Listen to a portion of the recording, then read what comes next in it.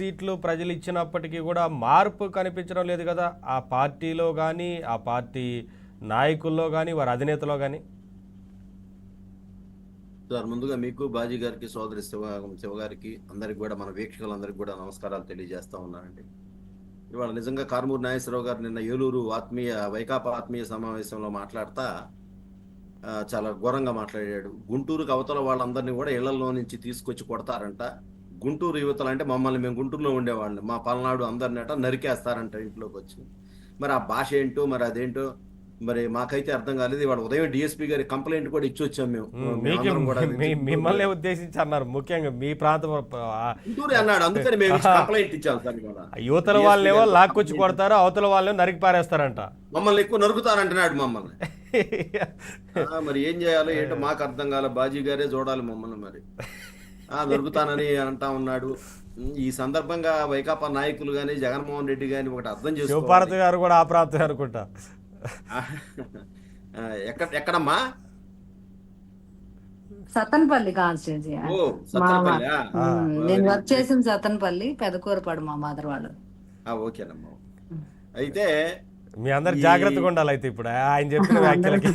అవునవును, అట్లా కాదు. ఇప్పుడు ఎన్నికలకు ముందు కూడా ఈ విధంగా కొడాలి నాని గారు మాట్లాడాడు, వంశీ మాట్లాడాడు, ద్వారంపూడి చంద్రశేఖర్ రెడ్డి గారు మాట్లాడారు, అబ్బు పవన్ కళ్యాణ్ మాట్లాడారు, లోకేష్ గారిని మాట్లాడారు, చంద్రబాబు నాయుడు గారిని మాట్లాడారు. అసలు మా నాయకులను అయితే ధూళిపాల నరేంద్ర గారిని కానీ, ఉమా గారిని కానీ అరెస్ట్ చేశారు. పవన్ కళ్యాణ్ గారు చూడటానికి వస్తే రోడ్డు మీద పెట్టుకొని అరెస్ట్ చేశారు. ఎక్కడికక్కడ అరెస్టులు చేశారు మా నాయకుల్ని. వీళ్ళందరినీ ఎవడు భయపడ్డాడు? నరేంద్ర గారికి తీసుకొచ్చి కరోనా ఇచ్చారు. అచ్చెన్నాయుడు గారు బ్లడ్ బ్లీడ్ అవుతుంటే అక్కడి నుంచి శ్రీకాకుళం నుంచి గుంటూరు దాకా తీసుకొచ్చారు. మేమందరం ఉన్నాము. మా నాయకులు, మా కార్యకర్తలు, క్రియాశీలక బడుగు బలహీన వర్గాలకు చెందినటువంటి పల్నాడు చంద్రయ్య గొడ్డలు గొంతు మీద రోడ్డు మీద నరికితే ఉదయం పూట పడుకోబెట్టి జై జగన్ అనమంటే జై చంద్రబాబుని ప్రాణాలు వదిలాడు. దోమతోటి విక్రమ్ అని చెప్పి దళిత నాయకు హైదరాబాద్ నుంచి చెప్పి ఆ దళిత విద్యార్థిని అడ్డంగా నరికారు. అట్టనే జల్లయ్య యాదవ్ మాస్క్ అడిగినందుకు శ్రీకాకుళం జిల్లా సుధాకర్ యాదవ్ మొదలుకొని ఇక్కడ వరకు అనేక మంది బడుగు బలహీన వర్గాలను నరికారు. మీరు నరికేస్తే మీ ఏమైంది? ఇక్కడ ఈ రాష్ట్ర ప్రజలు మీ కాళ్ళు చేతులు రాజకీయంగా నరికేసి మీకు ప్రతిపక్ష హోదా కూడా రాకుండా నరికేసి మూలం కూర్చోబెట్టారు. ఏంటి నువ్వు నరికేది? ప్రజాస్వామ్యంలో ఇది సాధ్యమా? ఏం భాషలు మాట్లాడుతూ ఉన్నారు? నిన్న చూస్తే నిన్న జగన్మోహన్ రెడ్డి ఏమంటాడు? బట్టలు ఉప్పు తీసుకొడతానంటాడా? మా సోదరు ఉంది కాబట్టి నేను మాట్లాడకూడదు, కానీ ఇట్లానే పదే ఓసారి వెంకయ్యనాయుడు గారు అన్నారు పంచ ఓడ తీసుకొడతాం, పంచ ఓడ తీసుకొట్టా. నా పంచ ఓడ తీసుకొట్టి చూసి మా పంచ ఓడ తీసి చూడాలన్న ఆతృత మీకేందో నాకు అర్థం కావట్లేదు అన్నాడు. అట్లానే ఏంటండి ఇది? ఈ సైకో ప్యాంటు ఉప్పు తీసుకొడతా ఏంది? బట్టలు ఉప్పు తీసుకొట్టేది ఏంది? పోలీసుల్ని ఏం కొడతారు బట్టలు ఉప్పు తీసి? నువ్వు 13 నెలలు చెంచులు కూడా జైల్లో ఉన్నావు, చెప్పకూడదు తింటా ఉన్నావు. నీ బాబాయిలు ఉన్నారు. మీ చరిత్ర అంతా అది. మీ తాత ఏంది, మీ నాన్న ఏంది? మీ తాత ఒక రౌడీ షీటరు, మీ నాన్న ఒక ఫ్యాక్షనిస్టు, నువ్వు ఒక అంతర్జాతీయ ఉగ్రవాదివి, అంతర్జాతీయ నేరస్తుడివి, అంతర్జాతీయ ఆర్థిక ఉగ్రవాదివి. నువ్వు ఏ విధంగా మాట్లాడుతున్నావు? మీ నాయకులు కూడా అదే. నిన్నటికి నేను హెలికాప్టర్ ఏంటండి? రాప్తాడులో హెలికాప్టర్ దిగావు. ఎవడైనా బుద్ధి ఉందా? హెలికాప్టర్ ఎంత ప్రమాదకరం. నువ్వు పక్కా ప్రణాళికతో, బాజీ గారు వినండి, హెలికాప్టర్తో మీరు దిగిన తర్వాత ముందే ప్రణాళిక ప్రకారం సిద్ధం సభల కనుక జనాలను తరలించుకున్నట్టు మొత్తాన్ని తరలిచ్చి ఆ సెక్యూరిటీ పెట్టిన చుట్టూ ఎవరు ఏ విఐపి వచ్చినా హెలికాప్టర్ కంటే సెక్యూరిటీ ఉంటుంది.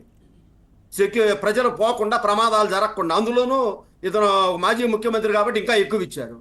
ఇస్తే ప్రణాళిక ప్రకారం పోలీసులందరినీ పక్కకు నెట్టేసి తోసేసి హెలికాప్టర్ మీద అదేదో కారు లాగా, అదేదో బస్సు లాగా పొయ్యే ఏర్పాటు చేశారు. ఎందుకంటే ఈ రాష్ట్రంలో జగన్మోహన్ రెడ్డి గారికి ఇంకా క్రేజ్ ఉంది అని ప్రజలకు అదొక చూపించే యత్నంలో భాగంగా ఆ సాక్ష్య పత్రికలు వేసుకోవటానికి ఇప్పుడు అక్కడ గన్నవరంలో ఏర్పాటు చేశారు. జగన్మోహన్ రెడ్డి వచ్చినప్పుడల్లా పోయినప్పుడల్లా సీఎం సీఎం సీఎం అని అరుస్తూ ఉంటారు. ఏది ప్రతిపక్ష హోదా కావాలని కింద పెట్టి కొట్టుకుంటున్నాడు చూడండి, చాక్లెట్ కావాలన్నట్టు ఆ విధంగా అరిసే బ్యాచ్ ఒకరిని తయారు చేశాడు. అలానే నిన్న జరిగింది. హెలికాప్టర్ ఏమనుకున్నాడండి? ఆయన సొమ్మేం పోయింది జగన్మోహన్ రెడ్డి. ఇంకొక నిజంగా నేను చెప్తా ఉన్నాను, ఆ ప్రజలు ఆ విధంగా కనుక వచ్చినట్టయితే ఆ హెలికాప్టర్కి చెందినటువంటి పైలట్ పైకి లాగిచ్చేస్తాడు. మామూలుగా అయితే వస్తే దించడు ఆయన. ఎవరైతే నిన్న వెళ్ళారో హెలికాప్టర్ దగ్గరకు అందరి మీద కేసులు పెట్టాలి, నాయకులందరిని కూడా. రెండోసారి ఇలాంటివి జరగకుండా ఇది కావాలని జగన్మోహన్ రెడ్డి ఆయన నాటం. ఇదొక మరో కోడి కత్తి మరో గులకరాయి డ్రామా లాంటిది ఇది కూడా. ఏదో జనంలో నా క్రేజ్ తగ్గలే. నీ బొంద నీకు జనంలో క్రేజ్ ఉంది? నిన్న కాక మొన్న 2, 3 మా గ్రాడ్యుయేట్ కాన్స్టిట్యున్సీకి ఎలక్షన్ జరిగితే బ్యాలెట్ పద్ధతిలో జరిగితే డిపాజిట్లు రాలా నువ్వు సపోర్ట్ చేసిన అభ్యర్థులకి. సిగ్గు శరం ఉండాలి మాట్లాడటానికి. ఇంకా ఏం నరికేది ఏంటంటే రాజకీయాల్లో నరుకుతారా?